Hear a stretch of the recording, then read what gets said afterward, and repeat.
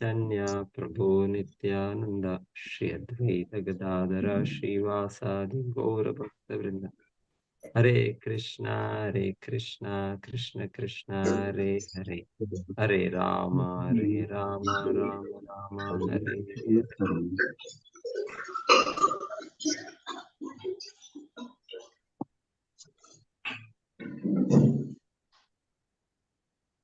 पंचभी पंचर्भिर्ब्रह्म चतुर्भिर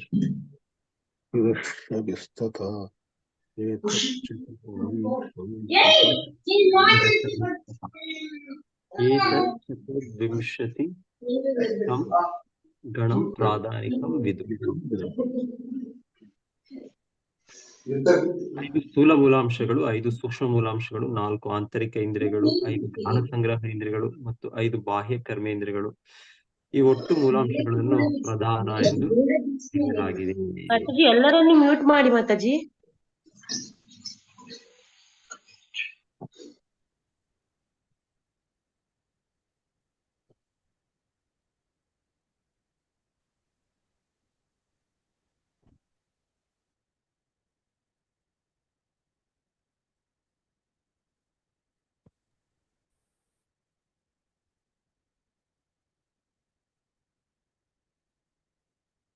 okay, so Kapila ದೇವ, ಭಗವಾನ್ ಕಪಿಲ ದೇವ, ತಾಯಿ ದೇವತೆಯವರಿಗೆ ಈಗ ಹೇಗೆ ಭಗವಂತನ ಸೃಷ್ಟಿ ಮಾಡೋದು, ಹೇಗೆ ಈ ಭೌತಿಕ ಜಗತ್ತು 24 ಅಂಶಗಳಿಂದ ಕೂಡಿರೋದು, ಇದರ ವಿವರಣೆ. ಇದನ್ನು ಸಾಂಖ್ಯ ಅಂತ ಹೇಳ್ತಾರೆ. ಸೊ ಅನಾಲಿಟಿಕಲ್ ಸ್ಟಡಿ, ಒಂದು ವಿಶ್ಲೇಷಾತ್ಮಕ ಅಧ್ಯಯನ. ಒಂದು ನಿಮಿಷ.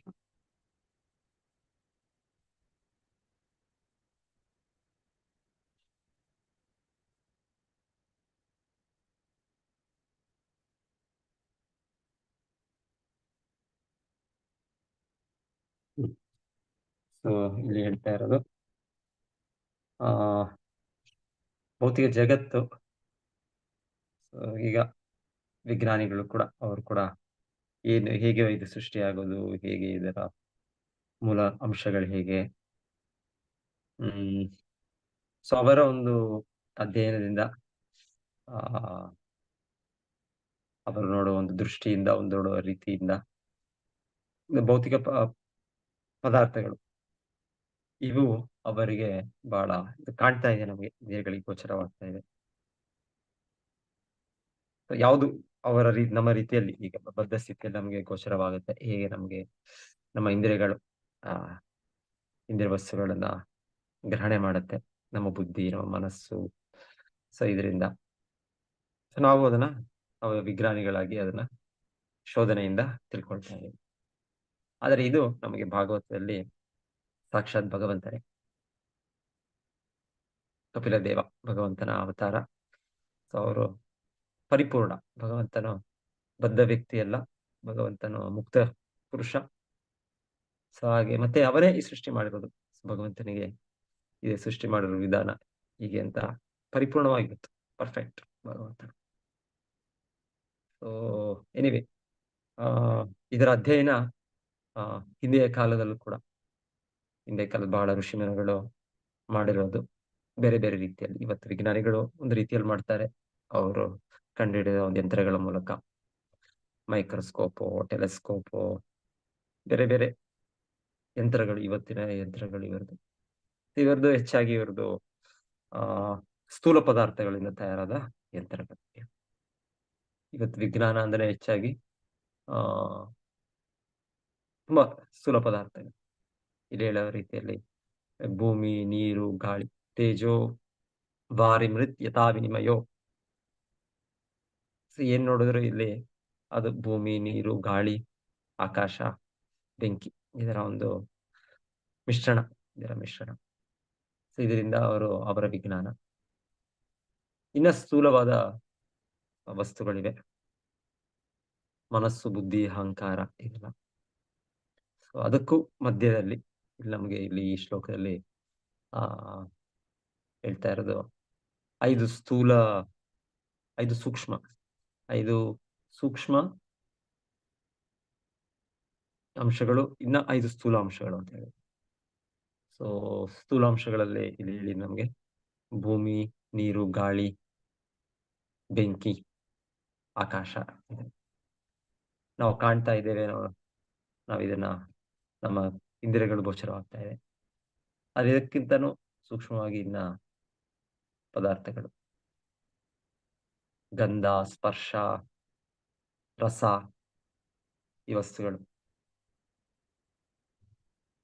ಇದು ಭೂಮಿಗೆ ನಮಗೆ ಅದಕ್ಕೆ ಒಂದು ರೀತಿಯ ವಾಸನೆ, ಒಂದು ರೀತಿಯ ರುಚಿ, ಇದೆಲ್ಲ ಇದೆ. ಒಂದು ರೀತಿಯ ರೂಪ, ಒಂದು ರೀತಿಯ ಶಬ್ದ. ನಾವು ಒಂದು ಕಟ್ಟಿಗೆ ಮೇಲೆ ಹೊಡೆದ್ರೆ ಒಂಥರ ಶಬ್ದ ಬರುತ್ತೆ. ನಾವಿನ್ನೊಂದು ಮೆಟಲ್, ಮೆಟಲ್ ಅಂದ್ರೆ ಯಾವ್ದಾದ್ರು ನಾವು ಲೋಹ, ಯಾವ್ದಾದ್ರು ಕಬ್ಬಿಣ, ಇನ್ನೊಂದು ಅಲ್ಲಿ ತರ ಮಾಡಿ ಅಲ್ಲಿ ಇನ್ನೊಂಥರ ಶಬ್ದ ಇರುತ್ತೆ. ಅಲ್ಲಿ ನೀರಿನಲ್ಲಿ ಒಂಥರ ಶಬ್ದ ಬರುತ್ತೆ. ಶಬ್ದದಿಂದನೂ ಕೂಡ ನಾವು ಯಾವ್ಯಾವ್ದು ವಸ್ತು ಅಂತ ನಾವು ಹೇಳ್ಬೋದು. ಇದು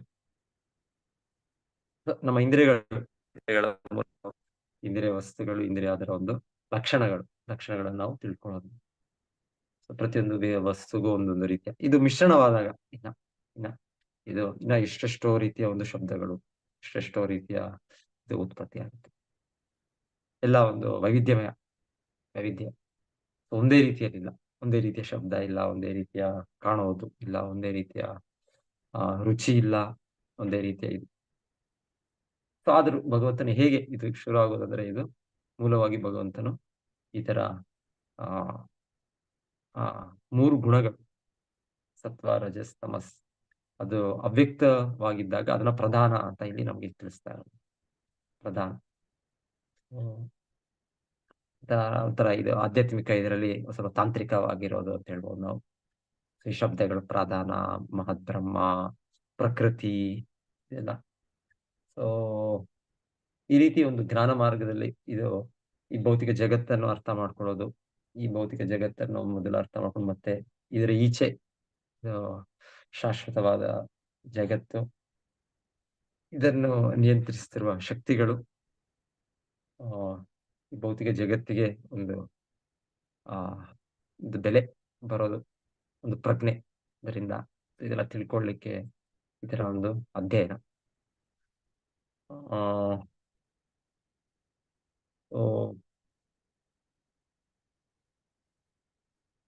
ಸೊ ಇದು 3 ಗುಣಗಳ ಒಂದು ಪ್ರಭಾವದಿಂದ.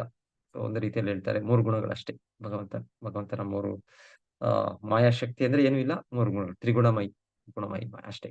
ಈ 3 ಹೀಗೆ ಒಂದು ರೀತಿಯಲ್ಲಿ ಹೇಳೋದು. ಈ ಬಣ್ಣಗಳು ಅಂದ್ರೆ ಮೂಲವಾಗಿ 3 ಬಣ್ಣಗಳು ಅಂತ ಹೇಳೋದು. ಕೆಂಪು, ಕೆಂಪು, ನೀಲಿ, ರೆಡ್, ಬ್ಲೂ, ಗ್ರೀನ್. ಸೊ ಇದು ಒಂದು ಮಿಶ್ರಣ ಮಾಡ್ತಾ ಬೇರೆ ಬೇರೆ ರೀತಿಯ ಶೇಡ್ಸ್, ಬೇರೆ ಬೇರೆ ರೀತಿಯ ಕಲರ್ಸ್ ಬರುತ್ತೆ. So light green, parrot green, dark green, ಇನ್ನೊಂದೇನೇನು ಬೇರೆ ಬೇರೆ. ಸೊ ಇದು ಒಂದು ಬಣ್ಣಗಳ ಮಿಶ್ರಣದಿಂದ ಇದು ವೈವಿಧ್ಯ. ಎನಿವೆ, ಹೀಗೆ ಈ ಗುಣಗಳ ವೈವಿಧ್ಯಮಯ ಗುಣಗಳು, ಸತ್ವ, ರಜಸ್ಸು, ತಮಸ್ಸು, ಇದರ ಮಿಶ್ರಣದಿಂದ ಭಗವಂತನ ಸೃಷ್ಟಿ.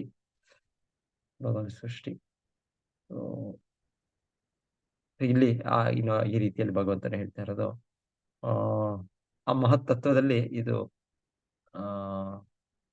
ವ್ಯಕ್ತವಾಗಿಲ್ಲದೆ ಇರೋ ಒಂದು ಸ್ಥಿತಿ, ಅವನ ಶಕ್ತಿ. ಭಗವಂತ ಪರಸ್ಯ ಶಕ್ತಿ ವಿವಿಧೈವ ಶ್ರೂಯತೆ. ಪರಸ್ಯ ಬ್ರಹ್ಮಣ ಶಕ್ತಿ. ಭಗವಂತನಿಗೆ ಹಲವು ಶಕ್ತಿಗಳಿದೆ. ಭಗವಂತ ಎಲ್ಲ ದಿವ್ಯವಾದ ಶಕ್ತಿಗಳು, ಅಚಿಂತ್ಯವಾದ ಶಕ್ತಿಗಳು. ಇದು ಭೌತಿಕ ಶಕ್ತಿ ಅನ್ನೋದು ಭಗವಂತನ ಒಂದು ಶಕ್ತಿ, ಮೆಟೀರಿಯಲ್ ಎನರ್ಜಿ. ಗೀತೆಯಲ್ಲೂ ಕೃಷ್ಣ ಹೇಳೋದು, ಭೂಮಿರಾಪೋ ಅನಲೋ ವಾಯು ಕಮ್ಮನೋ ಬುದ್ಧಿರೇವಚ ಅಹಂಕಾರ ಇತ್ಯಮ್ಮೆ ಭಿನ್ನಾಮೆ ಪ್ರಕೃತಿರ್ ಅಷ್ಟದ. ಸೊ ಇದನ್ನ ಈ ಭೌತಿಕ ಶಕ್ತಿ, ಭೂಮಿ, ನೀರು, ಗಾಳಿ, ಬೆಂಕಿ, ಆಕಾಶ, ಕಮ್ಮನೋ ಬುದ್ಧಿರೇವಚ, ಮನಸ್ಸು, ಬುದ್ಧಿ, ಅಹಂಕಾರ, ಇದು ಸೇರಿದಂತೆ 8 ಮತ್ತೆ ಅಲ್ಲಿ ಭಗವಂತನು 8 ಆ ವಿಭಾಗ ಮಾಡಿದಲ್ಲಿ. ಇದು ನನ್ನ ಭೌತಿಕ ಶಕ್ತಿ. ಇದಕ್ಕಿಂತ ಮೇಲೆ ನನ್ನ ಇನ್ನೊಂದು ಶಕ್ತಿ. ಅಪರೇಮಿತಸ್ತು ಅನ್ಯ ವಿದ್ಧಿ ಮೇ ಪ್ರಕೃತಿ ಪರ ಜೀವಭೂತಂ ಮಹಾಭಾವೋ ಏದಂ ಧಾರ್ಯತೆ ಜಗತ್. ಈ ಕೆಳಮಟ್ಟದ ನನ್ನ ಈ ಶಕ್ತಿ, ಭೌತಿಕ ಶಕ್ತಿಯನ್ನು ಚಲಾವಣೆ ಮಾಡ್ತಾ ಇರೋದು, ಇದಕ್ಕೆ ಒಂದು ಜೀವ ತುಂಬಿರುವುದು ನನ್ನ ಇನ್ನೊಂದು ಆ, ಜೀವ ಪ್ರಕೃತಿ. ಪ್ರಕೃತಿ ಅಂತ ಭಗವಂತನು ಅಲ್ಲಿ ಈ ಶಕ್ತಿಗಳಿಗೆ ಹೇಳೋದು. ಜಡಾ ಪ್ರಕೃತಿ, ಪರಾ ಪ್ರಕೃತಿ, ಅಪರಾ ಪ್ರಕೃತಿ. ನನ್ನ ಭೌತಿಕ ಶಕ್ತಿ, ನನ್ನ ಅದರ ಆ, ತಟಸ್ಥ ಶಕ್ತಿ, ಜೀವಿಗಳು. ಈಗ ಭಗವಂತನ ವಿವರಣೆ ಇಲ್ಲಿ ಹೇಳ್ತಾ ಇರೋದು, ಮೊದಲಿಗೆ ಇಲ್ಲಿ ಬರ್ತಾ ಇರೋದು ಭೌತಿಕ ಜಗತ್ತಿನ ಸೃಷ್ಟಿ. ಸೊ ಭೌತಿಕ ಜಗತ್ತು ಸೃಷ್ಟಿಯಲ್ಲಿ ಆ 5 ಸೂಕ್ಷ್ಮ, 5 ಸ್ಥೂಲ, ಪಂಚಭೂತಗಳು. 5 ಸ್ಥೂಲ ನಮಗೆ ಕಾಣುವಂತಹದ್ದು ಭೂಮಿ, ನೀರು, ಗಾಳಿ, ಆ ಆ ಬೆಂಕಿ, ಆಕಾಶ. ಅದು ಕೂಡ ನಮಗೆ ಇವತ್ತಿನ ಇದರಲ್ಲಿ ಅಷ್ಟು ಅದರ ಅರಿವಿಲ್ಲ ನಮಗೆ. ಆ ಭೂಮಿ, ನೀರು, ಗಾಳಿ, ಬೆಂಕಿ. ಸೊ ಇದು ವಿಜ್ಞಾನಿಗಳು ಇದರ ಒಂದು ಅಸ್ತಿತ್ವವನ್ನು ನಂಬುತ್ತಾರೆ ಮತ್ತು ಅವರದೇ ರೀತಿಯಲ್ಲಿ ಅವರು ಇದರ ಒಂದು ಅಧ್ಯಯನದಲ್ಲಿ ತೊಡಗಿದ್ದಾರೆ ಅವರು. ಸೊ ಅವರು ಕೆಮಿಸ್ಟ್ರಿ, ಫಿಸಿಕ್ಸ್, ಇಲ್ಲಾಂದ್ರೆ ಮ್ಯಾಥಮ್ಯಾಟಿಕ್ಸ್, ಬಯಾಲಜಿ, ಇದರ ಬೇರೆ ಬೇರೆ ಜಿಯಾಲಜಿ, ಎಷ್ಟೆಷ್ಟೋ ರೀತಿಯ ಒಂದು ಅವ್ರದ್ದು ಸ್ಟಡಿ. ಇದನ್ನ ನದಿಗಳ ನೀರುಗಳು ಅದನ್ನ ಸ್ಟಡಿ ಮಾಡೋದು, ಇಲ್ಲ ಸಸಿಗಳನ್ನ ಸ್ಟಡಿ ಮಾಡೋದು, ಟ್ಯಾಕ್ಸಾನಮಿ, ದೇಹವನ್ನು medical doctors, physiology, anatomy. So ಬೇರೆ ಬೇರೆ ರೀತಿಯಲ್ಲೆಲ್ಲ ವಿಭಾಗ ಮಾಡಿಕೊಂಡು ಅವರು ಈ ಒಂದು ಜಡ ವಸ್ತುಗಳನ್ನ ಸ್ಟಡಿ ಮಾಡ್ತಾರೆ. ಭೂಮಿ, ನೀರು, ಸೊ ಎಲ್ಲ ನಮ್ಮ ದೇಹನೇ ನಾವು ತಗೊಂಡ್ರೆ ಏನಿದೆ ಕೊನೆಗೆ ಇದರಲ್ಲಿರೋ ಅಂಶಗಳು. ಭೂಮಿ ಇದೆ, ಇದರಲ್ಲಿ ಭೂಮಿ ಅಂಶ ತುಂಬಾ ಇದೆ. ತುಂಬಾ ಇಲ್ಲ, ಇದು ಹೊರಗೆ ನೋಡಕ್ಕೆ ಭೂಮಿ ಅಂಶ ತರ ಕಾಣುತ್ತೆ, ಆದ್ರೆ 70% 70% ನೀರೇ ತುಂಬಿದೆ ನಮ್ಮಲ್ಲಿ. ಹೊರಗೆ ಕಾಣೋದೇನು, ನಮ್ಗೆ ನೀರ್ ಕಾಣ್ತಾ, ನಮಗೆ ಏನೋ ಒಂದು ಇದಾಗಿ ಒಂದು ರೂಪ, ಒಂದು ಇದು ಕಾಣ್ತಾ ಇದೆ ನಮಗೆ. ಈ ರೀತಿಯ ಕಣ್ಣು, ಈ ರೀತಿಯ ತಲೆ, ಈ ರೀತಿಯ ಕೈ, ಈ ರೀತಿಯ ಹಲ್ಲು, ಮೂಗು ನಮಗ್ ಕಾಣುತ್ತೆ. ಬಟ್ ಎನಿವೆ, ಇಲ್ಲ ಅಂದ್ರೆ ಇದರ ಆಗಿರೋದು ಇದು 70% ಇದು ನೀರೇ ಇದೆ, ನೀರಿನಲ್ಲಿ. ಮತ್ತೆ ಇನ್ನೂ ಎಷ್ಟು ಅಂಶ ಗಾಳಿ, ಎಲ್ಲ ಗಾಳಿನೇ ತುಂಬಿದೆ. ಮತ್ತೆ ಏನೋ ಕೆಲವು ಅಂಶ ಭೂಮಿಯ ಅಂಶ. ಸೊ ಆ ಭೂಮಿಯ ಅಂಶನ ನಮ್ಮ ವಿಜ್ಞಾನಿಗಳು ಕೆಮಿಸ್ಟ್ರಿ, ರಾಸಾಯನಿಕ ಇದರಲ್ಲಿ ಅವರು ಇದು ಆಕ್ಸಿಜನ್, ಇಲ್ಲಾಂದ್ರೆ ಆ ರೀತಿ, ಇಲ್ಲಾಂದ್ರೆ ಜಡವಸ್ತು ಆ ರೀತಿಯಲ್ಲಿ ನೋಡಿದ್ರೆ ಈ ಐರನ್, ಅಯೋಡಿನ್, ಸಲ್ಫರ್, ಬೇರೆ ಬೇರೆ ಅದಕ್ಕೆ ಹೆಸರುಗಳು ಕೊಟ್ಟು ನಾವು ಇಲ್ಲ ಎಲಿಮೆಂಟ್ಸ್, ಕಾಂಪೌಂಡ್ಸ್, ಸೊ ಯಾವ್ದಾವ್ದೋ ನಾವು ಈ ರೀತಿಯ ನಮ್ಮ ದೃಷ್ಟಿಯಲ್ಲಿ ವಿಜ್ಞಾನಿಗಳು ಅವರು ನೋಡುವ ದೃಷ್ಟಿಯಲ್ಲಿ, ಅವರ ಯಂತ್ರಗಳು ನೋಡುವ ದೃಷ್ಟಿಯಲ್ಲಿ ಅವರು ಇದನ್ನು ಅಧ್ಯಯನ ಮಾಡ್ತಾರೆ. ಸೊ ಇದು ಈ ದೇಹ. ಹಾಗೆ ಪ್ರತಿಯೊಂದು ನಾವು ಹೊರಗೆ ನೋಡೋದು, ಪ್ರಪಂಚ ನೋಡಿದ್ರು ಕೂಡ, ಒಂದು ಮರ ನೋಡಿದ್ರು, ಇನ್ನೊಂದು ಬೆಟ್ಟ ನೋಡಿದ್ರು, ಇನ್ನೇನು ನೋಡಿದ್ರು ಅದು ಈ ರೀತಿಯ ಒಂದು ಮಿಶ್ರಣ. ನೀರು, ಗಾಳಿ, ಬೆಂಕಿ, ಇದು ಹೆಚ್ಚಾಗಿ 4ಕ್ಕೆ ಕಾಣ್ತಾ ಇರೋದು ನಮ್ಗೆ.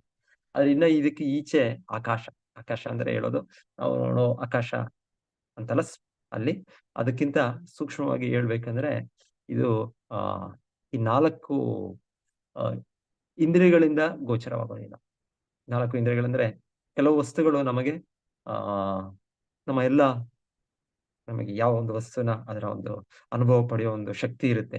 ಒಂದು ನೋಡೋದ್ರಿಂದನೋ, ಇಲ್ಲ ಅದ್ರ ಬಗ್ಗೆ ಕೇಳೋದ್ರಿಂದನೋ, ಇಲ್ಲಾಂದ್ರೆ ಅದರ ಒಂದು ವಾಸನೆ ನೋಡೋದ್ರಿಂದನೋ, ಇಲ್ಲಾಂದ್ರೆ ಅದರ ಒಂದು ರುಚಿ ನೋಡೋದ್ರಿಂದನೋ ಒಂದೊಂದು ವಸ್ತುವ ಒಂದು ಲಕ್ಷಣವನ್ನು ನಾವು ನೋಡ್ತೇವೆ, ಅನುಭವಿಸ್ತೇವೆ. ಪ್ರತಿಯೊಂದು ವಸ್ತು, ಯಾವ್ದೋ ಒಂದು ಮಾವಿನ ಹಣ್ಣು, ಅದರ ಒಂದು ರೂಪ ಹೀಗಿದೆ, ಅದರ ಒಂದು ಲಕ್ಷಣ ಹೀಗೆ, ಅದರ ಇದು. ಮತ್ತೆ ಅದರ ಒಂದು ರುಚಿ ಹೆಚ್ಚಾಗಿ ಶಬ್ದ ಅದ್ರಲ್ಲಿ ನಾವು ಅಷ್ಟು ಅದನ್ನ ಇದು ಮಾಡೋದಿಲ್ಲ. ಅದು ಕೆಳಗೆ ಬಿದ್ರೆ ಅದು ಶಬ್ದ ಬರುತ್ತೆ ಅದರಿಂದ. ಫಸ್ಟ್ ಅದು ಹಣ್ಣಾಗಿದ್ರೆ ಅದೊಂದು ರೀತಿಯ ಶಬ್ದ ಕೊಡುತ್ತೆ, ಅದು ಕಾಯಾಗಿದ್ರೆ ಅದೊಂದು ರೀತಿಯ ಶಬ್ದ ಕೊಡುತ್ತೆ. ಇನ್ನೊಂದು ಇಲ್ಲ ಇದರಲ್ಲೇ ಮಾವಿನ ಮರದಲ್ಲಿದ್ರೆ ಆ ಗಾಳಿಯಲ್ಲಿ ಅದು ಆಚೆ ಈಚೆ ಆ ಎಲೆಗಳ ಜೊತೆ ಇದು ಅದರ ಚಲಾವಣೆ ಆದಾಗ ಅದರ ಒಂದು ಶಬ್ದ ಒಂಥರ ಇರುತ್ತೆ. ಎನಿವೆ, ಆಮೇಲೆ ಅದರ ಒಂದು ವಾಸನೆ ಒಂದು ರೀತಿ. ಸೊ ಅದರಿಂದ ನಮ್ಗೆ ಇದು ಮಾವಿನ ಹಣ್ಣಿನ ಇದು ಮಾವಿನ ಹಣ್ಣಿದೆ ಇಲ್ಲಿ. ಕಣ್ಣು ಮುಚ್ಚಿದ್ರು ನಾವು ಹೇಳ್ಬೋದು, ಇದು ಮಾವಿನ ಹಣ್ಣಿದೆ. ಇಲ್ಲ ಅಂದ್ರೆ ಅಟ್ಲೀಸ್ಟ್ ಮಾವಿನ ಹಣ್ಣಿಲ್ಲ ಅಂದ್ರು ಯಾರಾದ್ರೂ ಅದನ್ನ ಒಂದು ಫ್ಯಾಕ್ಟ್ರಿಯಲ್ಲ ಏನೋ ಒಂದು ತಯಾರಿ ಮಾಡಿ ಒಂದು ಮ್ಯಾಂಗೋ ಜ್ಯೂಸು, ಇಲ್ಲ ಯಾರಾದ್ರೂ ಜ್ಯೂಸ್ ಮಾಡೋ, ಮ್ಯಾಂಗೋ ಜ್ಯೂಸ್, ಮಾವಿನ ಇದು ಏನು ಮಾವಿನ ಹಣ್ಣು ಇರ್ಬೇಕು, ಅಂದ್ರೆ ಮಾವಿನ ಹಣ್ಣಿಂದ ಬಂದ ಒಂದು ಪದಾರ್ಥದೇನೋ ಒಂದಿರ್ಬೇಕು. ಮ್ಯಾಂಗೋ ಎಸೆನ್ಸ್ ಇರ್ಬೋದು, ಮ್ಯಾಂಗೋ ಜ್ಯೂಸ್ ಇರ್ಬೋದು. ಸೊ ನಮ್ಗೆ ಮುಗಿಯಿಂದ ನಾವು ಆಮೇಲೆ ಕೊನೆಗೆ ಅದು ಯಾವ್ದು ನಿಜವಾಗ್ಲೂ ಮಾವಿನ ಹಣ್ಣ ಅದು, ಇಲ್ಲ ಇಲ್ಲ ಮಾವಿನ ಜ್ಯೂಸ್ ಅದು, ಮಾವಿನ ಎಸೆನ್ಸ್ ಅಂತ ನಾವು ಅದನ್ನ ನಮಗೆ ರುಚಿ ನೋಡಿದ್ಮೇಲೆ ಗೊತ್ತಾಗುತ್ತೆ. ಓ, ಇದು ಮಾವಿನ ಹಣ್ಣನ್ನ ಪೀಸ್ ಮಾಡ್ಕೊಟ್ಟಿದ್ದಾರೆ ನಮ್ಗೆ, ಚಿಕ್ಕ ಚಿಕ್ಕ ತುಂಡು ಮಾಡ್ಕೊಟ್ಟಿದ್ದಾರೆ. ಭಗವಂತನಿಗೆ ನೈವೇದ್ಯ ಮಾಡಿ ಕೊಟ್ಟಿದ್ದಾರೆ ನಮಗೆ ಈ ಮಾವಿನ ಹಣ್ಣು. ಇಲ್ಲ ಅಂದ್ರೆ ಅದರೊಂದು ಜ್ಯೂಸ್ ಮಾಡಿ, ಅದು ತುಂಬಾ ಈಸಿಯಾಗಿ ಸುಲಭವಾಗಿ ನಾವು ಅದನ್ನ ಸೇವನೆ ಮಾಡಿ ಕೊಟ್ಟಿದ್ದಾರೆ. ಇಲ್ಲಾಂದ್ರೆ ಇಲ್ಲ ಏನೋ ಮಿಶ್ರಣ ಮಾಡಿದ್ದಾರೆ, ಏನೋ ಒಂದು ಬೇರೆ ಬೇರೆ ಇನ್ನೇನೋ ಕೆಮಿಕಲ್ ಹಾಕಿದ್ದಾರೆ, ಅದಕ್ಕೆ ಸ್ವಲ್ಪ ಎಸೆನ್ಸ್ ಅದು ಅಷ್ಟು ಶುದ್ಧವಾಗಿಲ್ಲ, ಅಷ್ಟು ಒಂದು ಆ, ರುಚಿ ಇದೆ ಆದ್ರೂ ಅಷ್ಟು ಇಲ್ಲ, ಇನ್ನೇನೋ ಮಿಶ್ರಣ ಇದೆ. ಆತರ ರುಚಿಯಿಂದ ನಾವು ಒಂದು ವಸ್ತುನ, ಒಂದು ಮಾವಿನ ಹಣ್ಣಿನ ಆ ವಸ್ತುವನ್ನು ಹೀಗೆ 4 ರೀತಿ. ಒಂದ್ ನಿಮಿಷ. Library, old library. ಸೊ ಹೀಗೆ 4 ರೀತಿಯಲ್ಲಿ ಆ ನಾವು ಈ ವಸ್ತುವನ್ನು, ಒಂದು ಮಾವಿನ ಹಣ್ಣು ಅನ್ನೋ ಒಂದು ವಸ್ತುವನ್ನು ನೋಡೋದು. ವಿಶೇಷವಾಗಿ ಅದರದ್ದು ರುಚಿ, ಅದರ ಬೆಲೆ ಏನು. ಕೊನೆಗೆ ನಾವು ಮಾವಿನ ಹಣ್ಣಿಗೆ ಬೆಲೆ ಏನು ಅಂದ್ರೆ ಅದಕ್ಕೆ ಇದೆ, ಅದೊಂದು ಆ ಎಷ್ಟೆಷ್ಟು ಇದ್ರೂನು ಅದು ನಮಗೆ ಕೊಡುವ ಒಂದು ಆನಂದ, ನಮಗೆ ಆ ರುಚಿಯ ಒಂದು ಇದು ಅದರ ಒಂದು ವಿಶೇಷತೆ. ಆದರೂ ಇನ್ನೊಂದು ರೀತಿಯಲ್ಲಿ ಇದು ಏನು ಅಂತ ಹೇಳೋದು, ಒಂದು ಆ ಸ್ಥೂಲವಾಗಿ ಕಾಣುವ ಒಂದು ವಸ್ತು, ಒಂದು ಭೂಮಿಯಿಂದ ಉತ್ಪತ್ತಿಯಾದ ವಸ್ತು. ಹಾಗೆ ಅದೇ ರೀತಿಯಲ್ಲಿ ಇನ್ನ ಸೂಕ್ಷ್ಮವಾಗಿ ನೀರು ಇದೆ, ಇನ್ನ ಸೂಕ್ಷ್ಮವಾಗಿ ಬೆಂಕಿಯ ಇದು ಇದೆ. ಸೊ ತರದ ನೀರಿನ ಇದು, ಅದರ ಇದು ಆ ಮತ್ತೆ ಕೊನೆಗೆ ಆ ಹೇಳ್ತಾ ಇರೋದು ಆ ಆಕಾಶ. ಅದರಲ್ಲಿ ನಮ್ಗೆ ಕೇವಲ ಶಬ್ದದಿಂದ ಗೋಚರವಾಗುತ್ತೆ. ಇನ್ನು ಬೇರೆ ಯಾವುದರಿಂದನೂ ಆ ವಸ್ತುನ ನೋಡ್ಲಿಕ್ಕೆ ಆಗೋದಿಲ್ಲ. ನಾವು ಆ ವಸ್ತುನ ನಾವು ಆ ರುಚಿ ನೋಡಕ್ಕಾಗಲ್ಲ. ಗಾಳಿ ಆದ್ರೂ ನಾವು, ಹೌದು, ಗಾಳಿನ ನಾವು ಇವತ್ತು ತುಂಬಾ ತುಂಬಾ ಬಿಸಿ, ಇವತ್ತು ಗಾಳಿನೇ ಚಲಾವಣೆನೇ ಇಲ್ಲ ಇವತ್ತು. ಸೊ ಹೀಗೆ ಗಾಳಿ ಚಲಾವಣೆ ಆದಾಗ ಇವಾಗ ಸ್ವಲ್ಪ ನನಗೆ ಸಮಾಧಾನ ಆಗ್ತಾ ಇದೆ, ನನಗೆ ಸ್ವಲ್ಪ ಶಕ್ತಿ ಬರ್ತಾ ಇದೆ, ಸ್ವಲ್ಪ ಫ್ರೆಶ್ನೆಸ್ ದೇಹಕ್ಕೆ ಒಂದು ಇದು ಸಿಗ್ತಾ ಇದೆ. ಒಂದು ಫ್ಯಾನ್ ಬೇಕು ನಮ್ಗೆ, ಇಲ್ಲಾಂದ್ರೆ ಇನ್ನೊಂದು AC ಬೇಕು. ಸೊ ಆ ಗಾಳಿ ಚಲಾವಣೆಯಿಂದ ನಮ್ಗೆ ಒಂದು ಅನುಭವ ಆಗುತ್ತೆ. ಸೊ ಗಾಳಿಯಲ್ಲಿ ನಮ್ಗೆ ನೋಡಕ್ ಆಗ್ತಾ ಇಲ್ಲ, ಕಾಣೋದಿಲ್ಲ ಅದು. ಇಲ್ಲ, ನಾನು ನೋಡ್ಲೇಬೇಕು ಗಾಳಿ ನೋಡಕ್ ಆಗಲ್ಲ, ಆದ್ರೆ ಗಾಳಿನ ಅನುಭವಿಸ್ಬೋದು ನಾವು. ಅದರ ಒಂದು ಇದರಿಂದ, ಬಿಸಿ ಒಂದು ಇದೆ ಚಳಿಯಿಂದ ಅದನ್ನು ಅನುಭವಿಸ್ತೇವೆ, ಗಾಳಿಯ ವಸ್ತುವನ್ನು.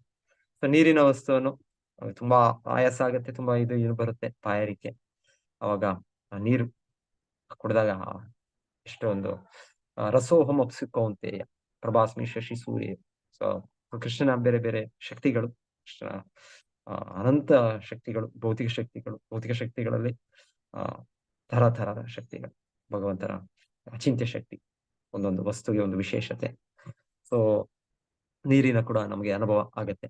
ನಮ್ಗೆ ಅದನ್ನ ಅದಕ್ಕೆ ಒಂದು ರೀತಿಯ ಒಂದು ಏನ್ ಹೇಳೋದು, ನೀರಿದ್ದು ಅದಕ್ಕೆ ರೂಪ ಇಲ್ಲ. ಯಾವ ವಸ್ತುವಲ್ಲಿ ಇಟ್ರೆ ಆ ರೀತಿಯ ಒಂದು ಇದು ಬರುತ್ತೆ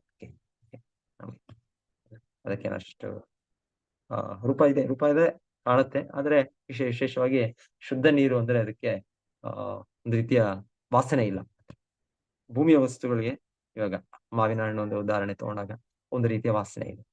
ಇಲ್ಲ ಒಂದು ಹೂವು, ಪರಿಮಳದ ಹೂವು, ಒಂದು ಪಾರಿಜಾತ, ಸುವಾಸನೆ. ಸೊ ಅದೊಂದು ರೀತಿಯ ಇದಿದೆ.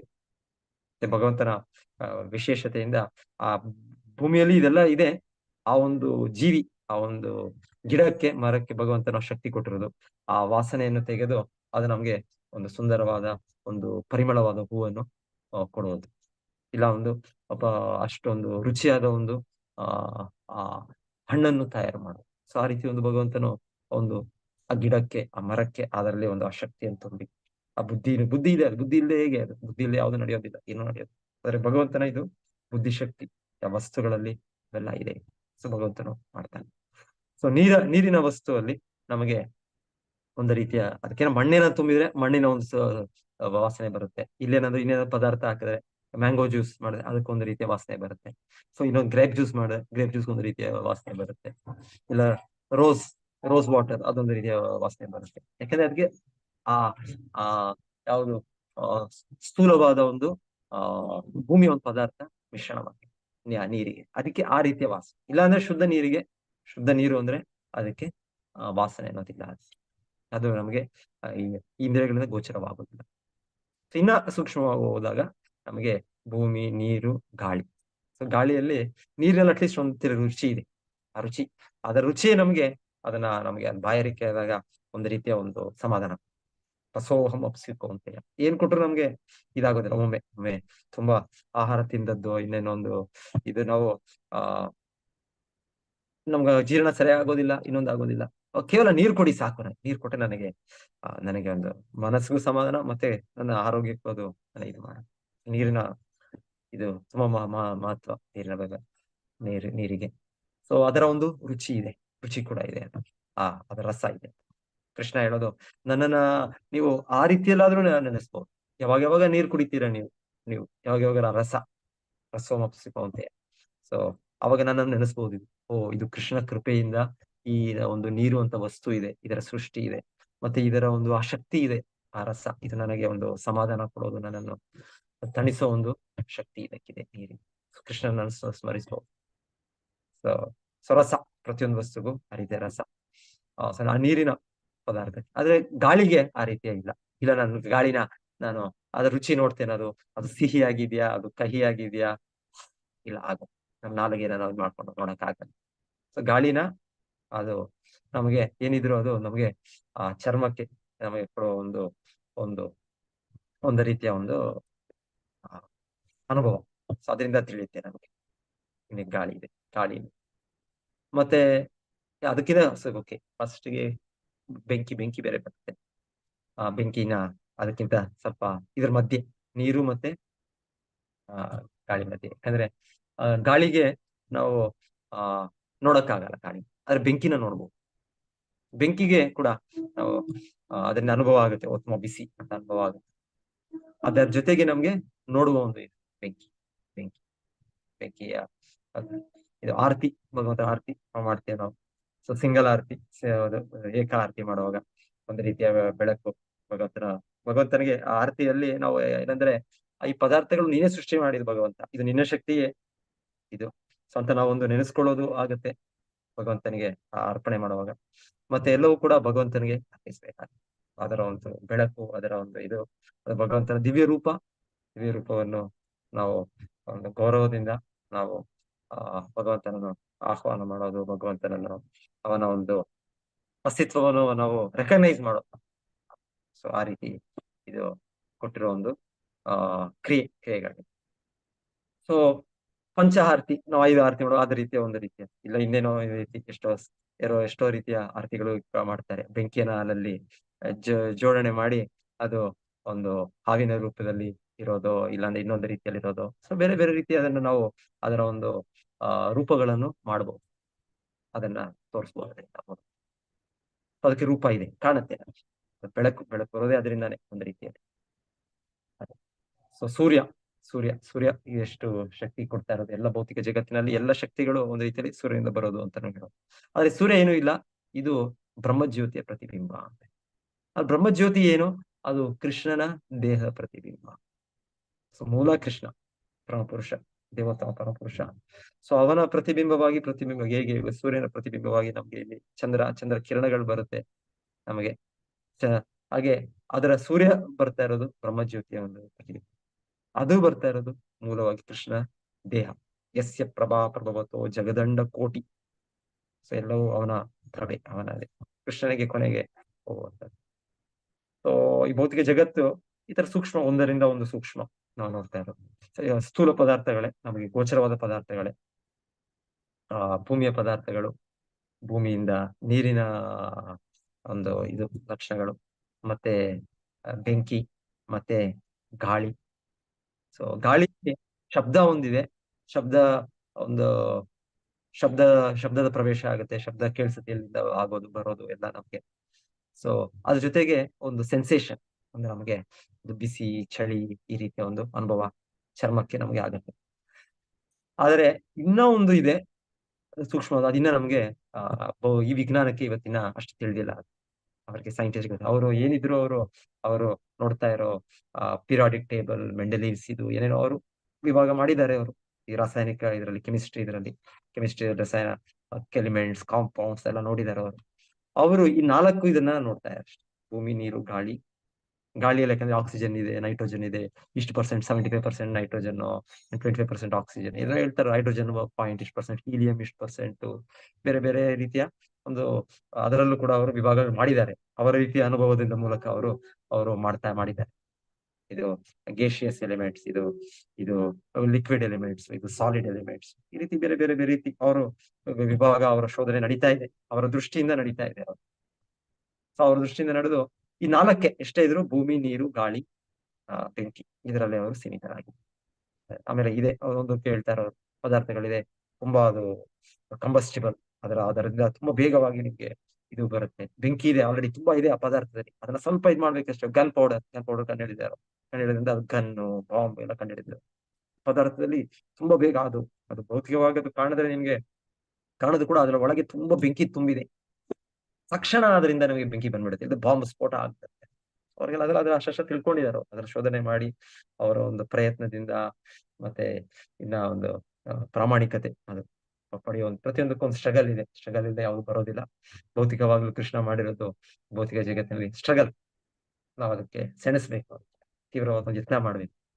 ಅದೇನು ಮಾಡಿದೇನೋ ಯಾವುದು ಬರೋದಿಲ್ಲ. ಒಂದು ಸ್ಟ್ರಗಲ್ ಅನ್ನೋದಕ್ಕೆ ಒಂದು ನಿನ್ನೆ ಪ್ರಭು ಕ್ಲಾಸ್ ಅಲ್ಲಿ ಚೆನ್ನಾಗಿ ಹೇಳ್ತಾ ಇದ್ರು. ಒಂದು ಆ ಭೌತಿಕ ಜಗತ್ತಲ್ಲಿ ಸ್ಟ್ರಗಲ್ ಇಲ್ಲದೆ ಇಲ್ಲ ಅದು. ಆ ನಮ್ಮ ಶಿಲ ಪ್ರಭುಪಾದರ ಆಚಾರ್ಯ ಅವ್ರು ಬಹಳ ಸ್ಟ್ರಗಲ್ ಮಾಡಿದ್ರು. ಸೊ ಅದ್ರ ಬಗ್ಗೆ ಅವರು ಕ್ಲಾಸ್ ನೆನೆ ಇದೆ, ಅದು ಕ್ಲಾಸ್ ತುಂಬಾ ಸ್ಟ್ರಗಲ್, ಬಹಳ ಒಂದು ಸ್ಟ್ರಗಲ್ ಅಲ್ಲಿ ಅವರು ಹೇಳ್ತಾ ಇದ್ರು. ಅವ್ರ ಅವ್ರ ಶಿಷ್ಯರ ಒಬ್ರು ಅನುಭವ. ಅವರು ಇಂದ್ರದ್ಯುಮ್ನ ಮಹಾರಾಜ್ ಅವರ ಪ್ರಭುಪಾದರ ಒಬ್ಬ ಶಿಷ್ಯರು, ತುಂಬಾ ಸೇವೆ ಮಾಡಿದ್ದು, 50 ವರ್ಷಕ್ಕೂ ಹೆಚ್ಚು ಪ್ರಭುಪಾದರಿಗೆ ಈಗಲೂ ಮಾಡ್ತಾ ಇದ್ದಾರೆ. ಸೊ ಅವ್ರ ಅನುಭವ, ಮೆಮೊರೀಸ್, ಪ್ರಭುಪಾದ ಮೆಮೊರೀಸ್. ಅವ್ರು ಹೇಳೋದು, ಒಂದ್ ಸಲ ಪ್ರಭುಪಾದ್ನ ಅವ್ರು ಫ್ರಾನ್ಸ್, ಅಲ್ಲಿ ಕರ್ಕೊಂಡು ಅವ್ರ ಶಿಷ್ಯ ಬಂದದ್ದು. ಸೊ ತುಂಬಾ ಜನ ಎಲ್ಲ ಸೇರಿದ್ದಾರೆ. ಎಲ್ಲರೂ ಆ ಪ್ರಭುಪಾದರನ್ನ ಆಮಂತ್ರಿಸಿ, ಆಹ್ವಾನಿಸಿ, ಅವ್ರ ಮಂದಿರ ಕರ್ಕೊಂಡು ಹೋಗ್ಬೇಕು ಪ್ಯಾರಿಸ್ ನಲ್ಲಿ.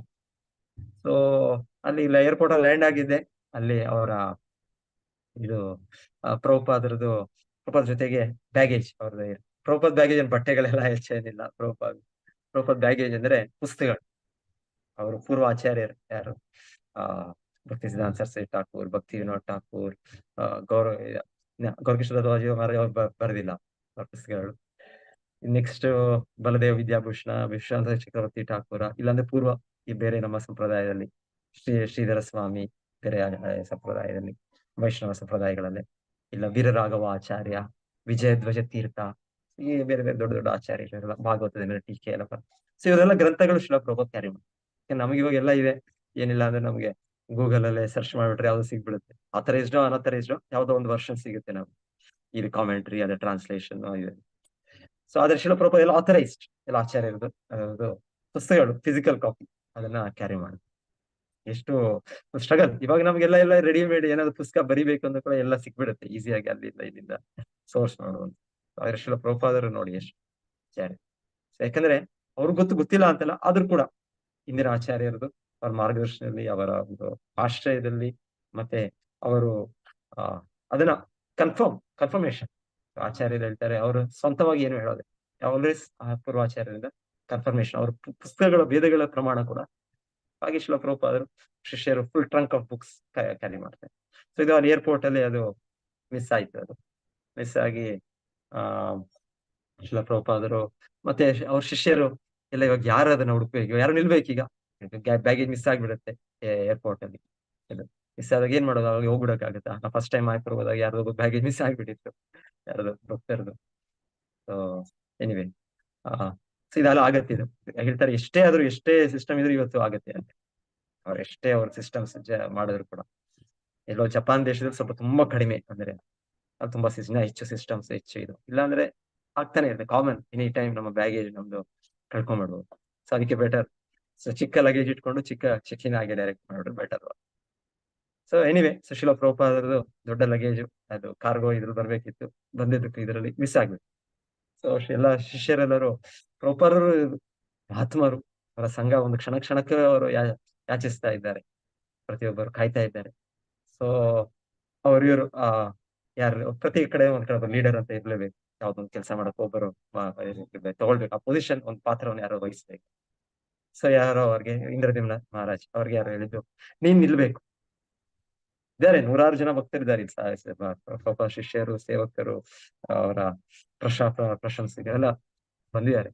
ಆದ್ರೆ ಅದನ್ನ ಒಂದು ಬ್ಯಾಗೇಜ್ ನ ಹುಡುಕಿ ತರೋ ರೆಸ್ಪಾನ್ಸಿಬಿಲಿಟಿ ನಿನಗೆ. ಸೊ ಅವ್ರು ಹೇಳ್ತಾರೆ, ಅಯ್ಯೋ ಎಲ್ಲ ಇದ್ರ ಮೇಲೆ ನನಗೇನ ಇದು, ಎಷ್ಟೋ ಇದೆ, ಎಷ್ಟೋ ಸೇವೆಗಳಿದೆ, ಈ ಸೇವೆ ನಾನ ನಾನೀಗ ಅವ್ರ ಜೊತೆಗೆ ಬಂದಿದ್ದೀನಿ. ನಾನು ಕೂಡ ಈಗ ತಾನೇ ಈಗ ಎಷ್ಟೋ ಟ್ರಾವೆಲ್ ಮಾಡಿ ಎಷ್ಟೋ ಆಯಾಸ ಆಗಿ ಬಂದಿದ್ದೀನಿ. ಈಗ ನನಗೇ ಇದು ಸೇವೆ ಕೊಟ್ಟಿದ್ದಾರೆ, ನನ್ನ ತಲೆಗೆ ಇದು ಒಪ್ಪಿಸ್ಬಿಟ್ಟಿದ್ದಾರೆ, ಯಾಕಪ್ಪ ಇದು. ಏನಿವೆ. ಸೊ ಅವ್ರ ಆತರ ಯೋಚನೆ ಮಾಡಿ ಸಹಜ. ಚಿಕ್ಕ ಎಲ್ಲ ಯುವಕರು ಎಲ್ಲರೂ ಪ್ರಭುಪಾದರು, ಅವರು ಶಿಷ್ಯರು ಅಂದ್ರೆ ಅವರು ಎಲ್ಲರೂ ಅವ್ರಿಗೆ ಒಂದ್ ರೀತಿಯಲ್ಲಿ ಮೊಮ್ಮಕ್ಕಳಿದ್ದಾಗ. ಪ್ರಭುಪಾದರಿಗೆ 70-75 ವಯಸ್ಸಾಗಿದೆ. ಅವರು ಶಿಷ್ಯರು ಹೆಚ್ಚಾಗಿ 20-30 ಅಷ್ಟೇ ಅವ್ರ ಆ ಸಮಯದಲ್ಲಿ. ನಂತರ ನಮ್ಮ ಗುರು ಮಹಾರಾಜು ಕೂಡ ಎಷ್ಟು 18 ವಯಸ್ಸಿಗೆ ಅವರು ಪ್ರಭುಪಾದರ ಸೇವೆಗೆ ಅವ್ರು ಬಂದದ್ದು, ಅಷ್ಟು ಚಿಕ್ಕ ಇದ್ರಲ್ಲಿ. ಸೊ ಅವರು ಅಷ್ಟಷ್ಟು ಇವರು ಇಂದ್ರದ್ಯುಮ್ನ ಅವರು ಇವ್ರು ಕೂಡ. ಸೊ ಈ ತರ ಯೋಚನೆ ಚಿಕ್ಕ ವಯಸ್ಸಿನಲ್ಲಿ ಇರುತ್ತೆ, ಯೋಚನೆ, ಅಯ್ಯೋ ಯಾಕೆ ನಾನು ಯಾಕೆ. ಸೊ ಅವರು ನಿಂತು ನಂತರ ಹೇಳ್ತಾರೆ, ಆಯ್ತು ಸ್ವಲ್ಪ ಸಮಯ ಆಯ್ತು, ಎಲ್ಲ ಆಯ್ತು, ಸಿಕ್ತು, ಬ್ಯಾಗೇಜ್ ಸಿಕ್ತು.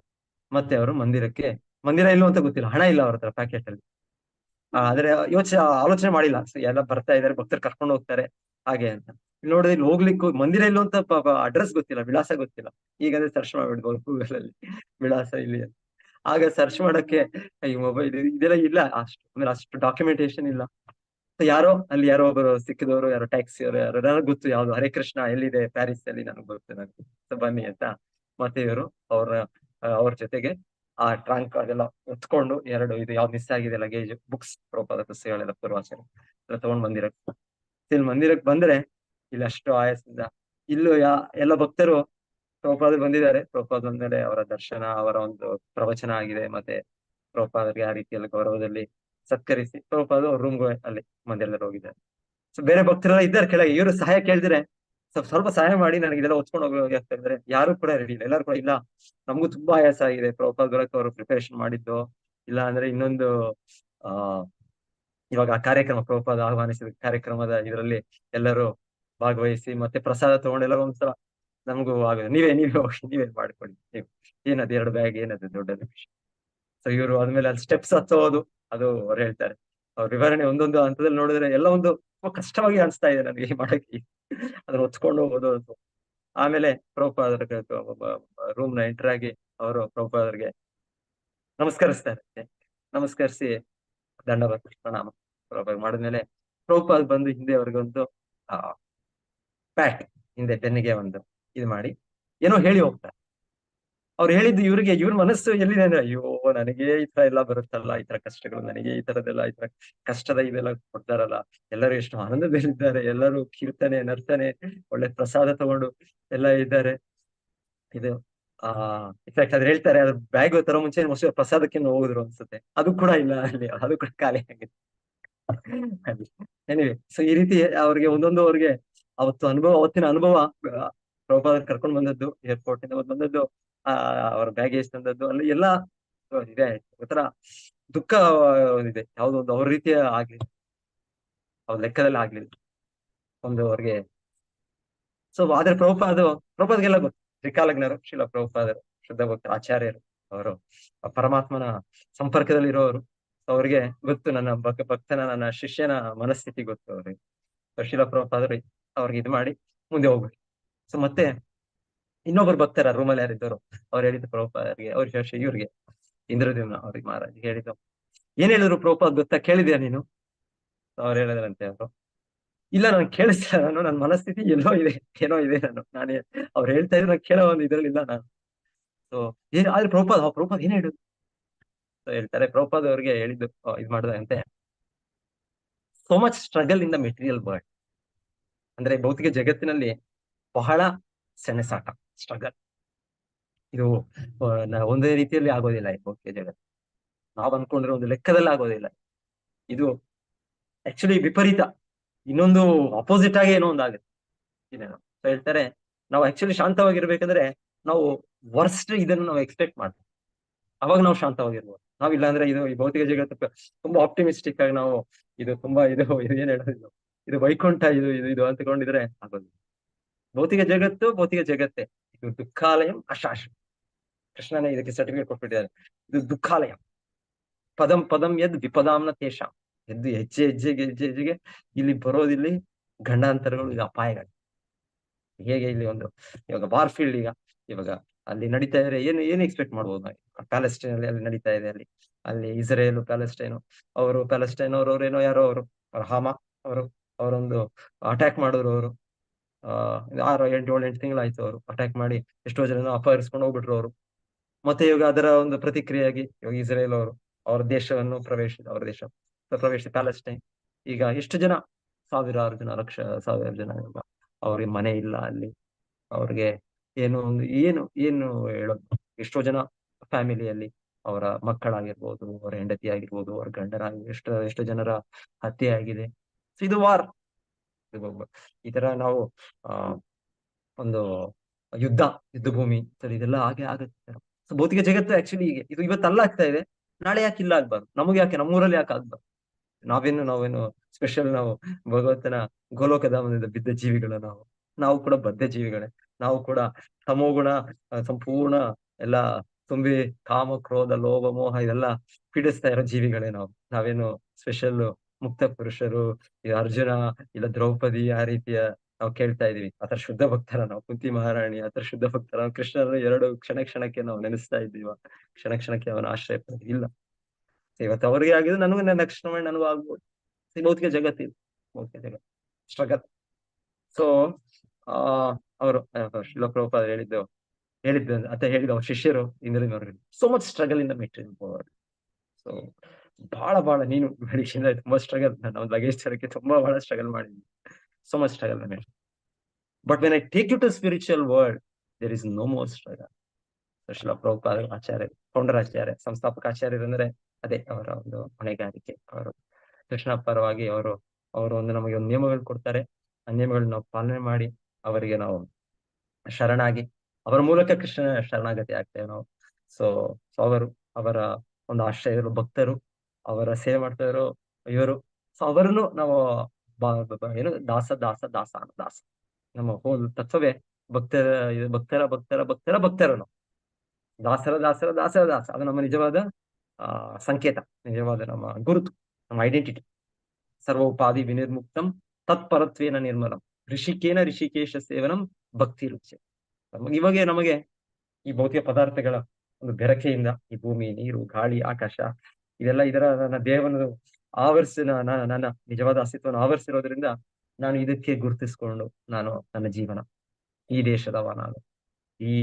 ಸೊ ದೇಶ ಗೆಲ್ಬೇಕು, ಕ್ರಿಕೆಟ್ ಮ್ಯಾಚ್ ಆಗೋ ನನಗೆ ಪಾಕಿಸ್ತಾನ್ ಸೋಲ್ಬೇಕು. ಯಾಕಂದ್ರೆ ನನ್ನ ಭಾವನೆ, ನನ್ನ ಆಲೋಚನೆ ಏನಂದ್ರೆ ನಾನು ಈ ದೇಹ ಅಂತ. ಅದಕ್ಕೆ ನಾನು ಆ ಪಾಕಿಸ್ತಾನ ದೇಶ ಅದು ಅಲ್ಲಿ ಅವರ ಆ ದೇಶದ ಕ್ರೀಡಾಪಟುಗಳು ಅವರು ಇದಾದಾಗ ನನಗೆ ಏನೋ ಒಂದು ಭೌತಿಕ ಆನಂದ ನನಗೆ. ಸೊ ಈ ರೀತಿ ನಾವು ಸಂಪೂರ್ಣ ದೇಹದ ಭಾವನೆಯಲ್ಲಿ ಇದರಲ್ಲಿ ಸಿಕ್ಕಿಬಿದ್ದಿದೆ, ಸಂಪೂರ್ಣ ಬಂಧನಗೊಂಡಿದೆ. So struggle. ಶಿಲ ಪ್ರಭುಪಾದರು ಆಚಾರ್ಯರಾಗಿ ಅವ್ರು ನಮ್ಗೆ ಇದರಿಂದ ಮುಕ್ತಿ ಮಾಡಿಕೊಡ್ತಾರೆ. ನಿಜವಾದ ಗುರುತು ನಾವು ಯಾರು? ನಾವು ಕೃಷ್ಣನ ನಿತ್ಯ ಸೇವಕರು, ನಾವು ಭಕ್ತರ ನಿತ್ಯ ಸೇವಕರು, ಕೃಷ್ಣ ಸೇವಕರ ನಿತ್ಯ ಸೇವಕರು. ಇದು ಇದನ್ನು ಗುರುತನ್ನು ನಮ್ಗೆ ಮೂಡಿಸ್ತಾರೆ. ಅವ್ರು ನಮ್ಗೆ ಆ ಜ್ಞಾನ, ಆ ಬೆಳಕು ಇದನ್ನು ಕೊಡ್ತಾರ.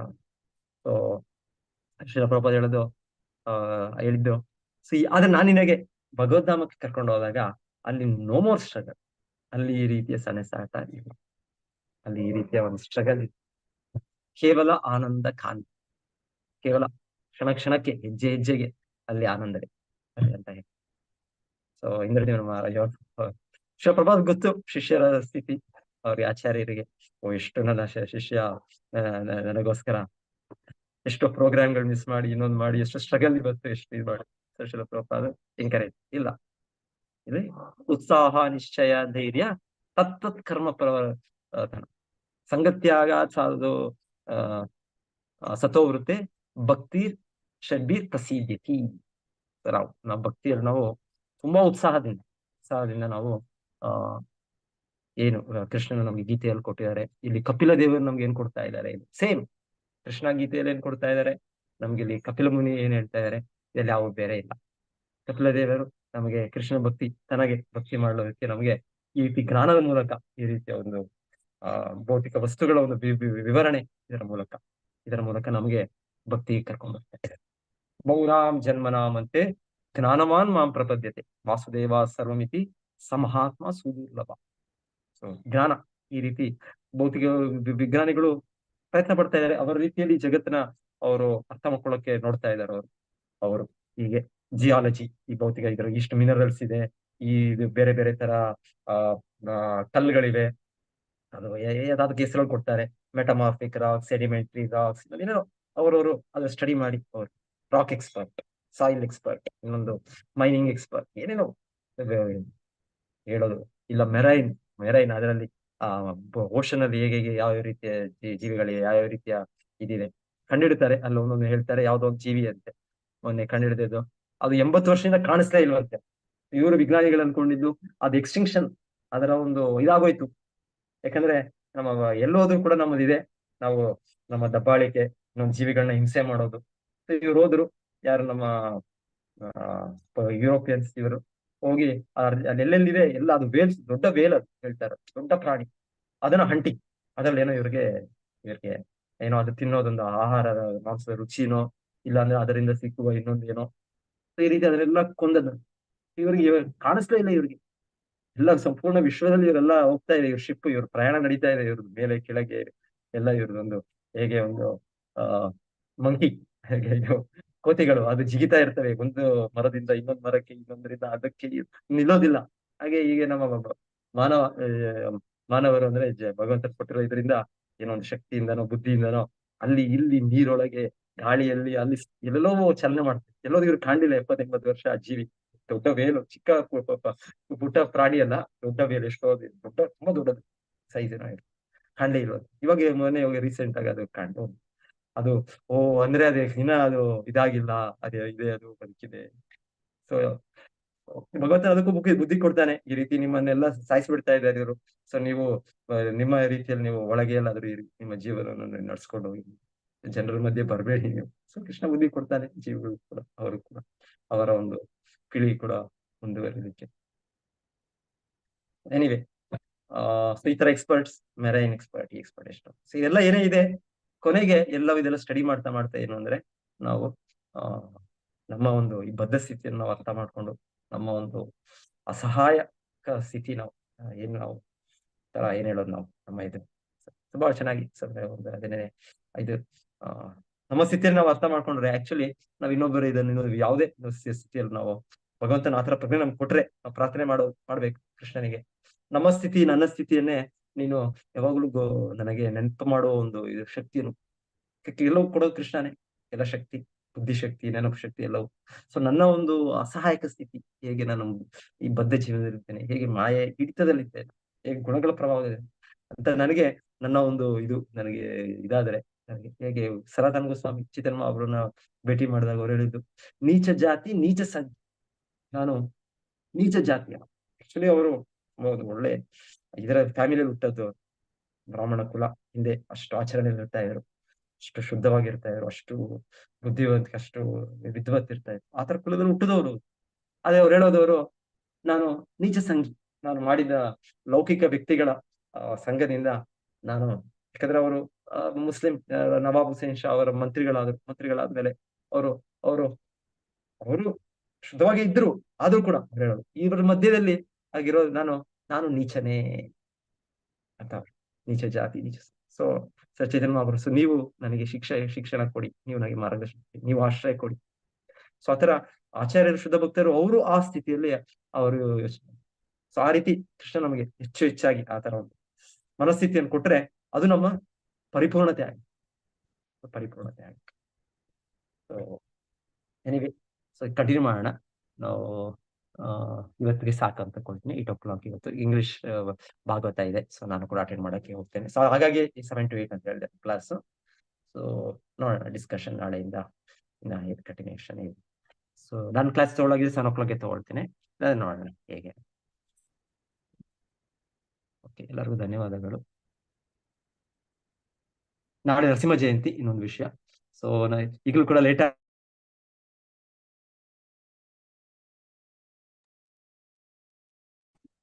ಪ್ರಭುಜಿ ಮ್ಯೂಟ್ ಆಗಿದ್ದಾರೆ ಪ್ರಭುಜಿ. ಎಸ್ ಎಸ್ ಇಲ್ಲಿ ಗೆಸ್ಟ್ ಹೌಸ್ ನಮ್ಗೆ ರೆಡಿ ಆಗಿಲ್ಲ ಆದ್ರೂ ಕೂಡ ಇಲ್ಲಿ ಹತ್ತಿರದಲ್ಲಿ ತುಂಬಾ ಒಂದು ಚಿಕ್ಕ ಇದಕ್ಕೆ ಬೆಲೆಗೆ ನಮ್ಗೆ ಬಾಡಿಗೆ ಮನೆಗಳ ಲಭ್ಯ ಇದೆ. ಸೊ ಹಾಗಾಗಿ ನಾವು ಯಾವಾಗ ನೀವು ಭಕ್ತರು ಬಂದ್ರು ನಾವು ತಗೊಳ್ಬಹುದು. ಒಂದು ವಾರಕ್ಕೆ, ಒಂದು 15 ದಿವಸಕ್ಕೆ, ಒಂದು ತಿಂಗಳು, ಏನು ದೊಡ್ಡ ಇದಿಲ್ಲ. ನಾವಿರೋ ಪ್ರದೇಶ ಇಲ್ಲಿ ಮಂಗಳೂರಿನಲ್ಲಿ ತುಂಬಾ ಇಲ್ಲಿ ಕಡಿಮೆ ಇಲ್ಲಿ. ಸೊ ಹಾಗೆ ನೀವು ಬರೋದು ನಮ್ಗೆ ಹೆಚ್ಚ, ನೀವು ನಮಗಿಲ್ಲಿ ನಿಮ್ಗೆ ಒಂದು ಸೌಲಭ್ಯ ಮಾಡೋದು ಹೆಚ್ಚ. ಸೊ ಬನ್ನಿ, ಯಾರು ಬರ್ತೀರಾ, ನಾಳೆ ಕೂಡ ಯಾರು ಬರ್ತೀರಾ ಅಂದ್ರೆ ನರಸಿಂಹ ಜಯಂತಿಗೆ ಇವತ್ತು ನೈಟ್ ಬಸ್ಸೋ ಇಲ್ಲ ನಾಳೆ ಫ್ಲೈಟ್ ಅಲ್ಲೋ ಟ್ರೈನ್ ಅಲ್ಲೋ ಬರ್ತೀನಿ, ಬಂದು ಭಾಗವಹಿಸ್ಬೋದು. ಇಲ್ಲ ವೀಕೆಂಡ್ಸ್ ಅಲ್ಲಿ ಯಾವಾಗಾದ್ರು ಪ್ರಯತ್ನ ಮಾಡಿ. ಆಮೇಲೆ ಇನಾಗ್ರೇಷನ್ಗೆ ಏನಾದ್ರು ಪ್ಲಾನ್ ಮಾಡಿ, ಎಲ್ಲರೂ ಯಾರು ಮಿಸ್ ಮಾಡಬಾರದು, ದಯವಿಟ್ಟು ಬರ್ಬೇಕು. ಓಕೆ, ಹರೇ ಕೃಷ್ಣ. ಏನಾದ್ರು ಯಾರಿಗೂ ಪ್ರಶ್ನೆ ಏನಾದ್ರು ಇದ್ರೆ ಏನಾದ್ರು ಕೇಳಿ, ಒಂದು ಪ್ರಶ್ನೆ, ಇಲ್ಲ ಮತ್ತೆ ನಾನು ಸ್ಟಾಪ್ ಮಾಡ್ತೀನಿ. ಹರೇ ಕೃಷ್ಣ ಪ್ರಭುಜಿ. ಹರೇ ಕೃಷ್ಣ ಮಾತಾಡಿ. ಪ್ರಭುಜಿ, ಕಾರಣೋದಕ ಶಾಯಿ ವಿಷ್ಣುವಿನ ರೋಮಕೂಪದಿಂದ ಮತ್ತೆ ಅವನ ಉಸಿರಾಟದಿಂದ ಬ್ರಹ್ಮಾಂಡಗಳ ಸೃಷ್ಟಿಯಾಗುತ್ತೆ. ಆ ಸೃಷ್ಟಿ ಆದದನ್ನ ನಾವು ಮಹತ್ತತ್ವ ಅಂತ ಕರಿತೀವ ಪ್ರಭುಜಿ, ಬ್ರಹ್ಮಾಂಡಗಳನ್ನ. ಓಕೆ, ಇಲ್ಲ ಅದೇ ಇಲ್ಲಿ ಹೇಳ್ತಾ ಇರೋದು ವಿವರಣೆ. ಫಸ್ಟಿಗೆ ಅದು ಓಕೆ ಓಕೆ ಓಕೆ ಓಕೆ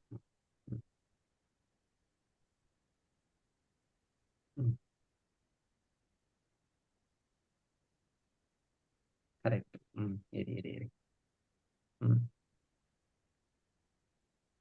ಹೌದು, ಒಂದು ಅವನ ರಂಧ್ರಗಳು, ಅವನ ಚರ್ಮದ ರಂಧ್ರಗಳು ಮತ್ತೆ ಅವನ ಉಸಿರಾಟದಿಂದ. ಹೌದು, ಅದರಿಂದ ಚಿಕ್ಕ ಚಿಕ್ಕ ಗುಳ್ಳೆಗಳಾಗಿ ಬರುತ್ತೆ ಅಂತ ನಾವು ಕೇಳೋದು ನಾವು. ಮತ್ತೆ ಆ ಚಿಕ್ಕ ಚಿಕ್ಕ ಗುಳ್ಳೆಗಳು ದೊಡ್ಡದಾಗಿ ಬೆಳೆಯುತ್ತೆ ಅಂತ ನಾವು ಅದು ಕೂಡ ಕೇಳೋದು ನಾವು. ಯಾವ ಸ್ಟೇಜ್ ಅಲ್ಲಿ ಹೇಗೆ. ಇನ್ನೊಂದು ಹೇಳೋದಂದ್ರೆ ಭಗವಂತನ ಮಹಾವಿಷ್ಣು, ಕಾರಣೋದಕ ವಿಷ್ಣು, ಅವರ ದೃಷ್ಟಿ, ಅವರ ಐಕ್ಯತ, ಅವ್ರು ನೋಡಿದ್ದು ಅದರಿಂದ ಆಗತ್ತೆ ಅಂತ ಕೂಡ ಹೇಳೋದಿದೆ. ಅವ್ರು ನೋಡಿದಾದ್ಮೇಲೆ ಆ ಮಹತ್ತತ್ವ, ಮುಖ್ಯವಾಗಿ ಹೇಳೋದು ನೋಡಿದ್ದಂದ್ರೆ ನೋಡೋದಂದ್ರೆ ಅವ್ರ ಜೀವಿಗಳನ್ನ ಅಲ್ಲಿಗೆ ಹಾಕೋದು ಅಂತ ಹೇಳ್ತಾರೆ. ಸೊ ನೀವ್ ಹೇಳೋ ರೀತಿಯಲ್ಲಿ ಮೋಸ್ಟ್ಲಿ ಇದು ಆ ಚಿಕ್ಕ ಚಿಕ್ಕ ಗುಳ್ಳೆಗಳಾಗಿ ಬರೋ ಇದು ವಿವರಣೆ ಇದೆ.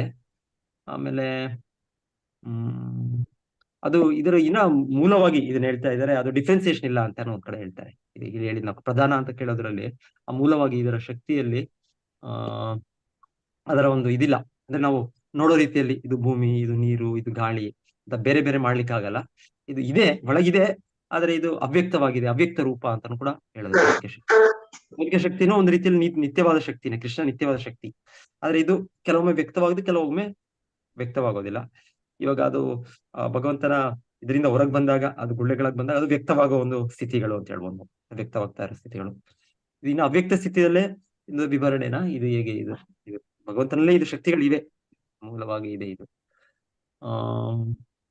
ಆಮೇಲೆ ಅಲ್ಲಿ ಮಹತ್ತತ್ವಕ್ಕೆ ಭಗವಂತನು ಅವ್ನು ನೋಡೋದು ಅಂತ ಕೂಡ, ಅದು ಕೂಡ ಸಾಹಿತ್ಯತ ಅಂದ್ರೆ ಅವನು ಅಲ್ಲಿ ಜೀವಿಗಳಿಗೆ ಅಲ್ಲಿ ಮಮ ಯೋನಿರ್ ಮಹದ್ ಬ್ರಹ್ಮ ಅಂತ ಅಲ್ಲಿ ಹೇಳುವಾಗ್ಲು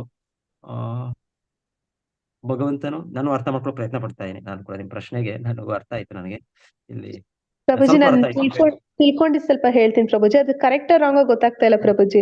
ಈಗ ಬ್ರಹ್ಮಾಂಡಗಳು ಸೃಷ್ಟಿ ಆಯ್ತು, ಅದನ್ನ ಮಹತ್ತತ್ವ ಅಂತ ಅನ್ಕೊಂಡ್ರೆ ಅಲ್ಲಿ ಅವನ ದೃಷ್ಟಿ ನೋಡ್ತಾನೆ, ಆಗ ಅಲ್ಲಿ ಪ್ರಧಾನ ಪ್ರಾರಂಭ ಆಗುತ್ತೆ. ಅಂದ್ರೆ ಯಾವ್ದು ವ್ಯಕ್ತ ಇಲ್ಲ, ಅವ್ಯಕ್ತವಾಗೇ ಇದೆ. ನಂತರ ವಿಸರ್ಗ ಅಂತ ಹೇಳಿ ಬ್ರಹ್ಮ ಅದಕ್ಕೆಲ್ಲ ಒಂದು ರೂಪ ಕೊಟ್ಟಾಗ ಅದು ವ್ಯಕ್ತ ಆಗುತ್ತೆ, ಅದು ಪ್ರಕೃತಿ ಅನ್ನಿಸ್ಕೊಡುತ್ತೆ. ಆಮೇಲೆ ಭಗವಂತನೇ ಅದ್ರಲ್ಲಿ ಜೀವ ತುಂಬೋದ ಪ್ರಭುಜಿ ಆ ದೇಹಗಳಿಗೆ. ಅಲ್ಲ ಅದೇ ಇವಾಗ ಯಾವ ಸ್ಟೇಜ್ ಅಲ್ಲಿ ಏನು ಇದು ಅಂತ ಇಲ್ಲಿ ಪ್ರಧಾನ ಅಂತ ಇಲ್ಲಿ ಹೇಳ್ತಾ ಇರೋದು, ಇಲ್ಲಿ ಒಂದು ಸಂಪೂರ್ಣ ಅವ್ಯಕ್ತ ಸ್ಥಿತಿ ಅಂತ ಹೇಳ್ತಾ ಇದ್ದಾರೆ ಅಲ್ವಾ.